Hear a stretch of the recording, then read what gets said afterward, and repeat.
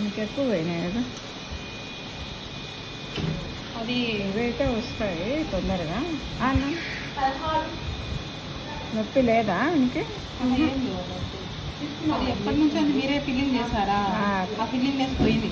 ఆ పండు రాలే మేడం ఇంతకు ముందు, ఇప్పుడు వచ్చింది అనమాట. ఇది ఫిల్లింగ్ చేసుకోవాలి. ఫిల్లింగ్ అది ఒక్కటి ఉండింది. పర్మనెంట్ ఇటు వచ్చింది కదా మేడం మీకు.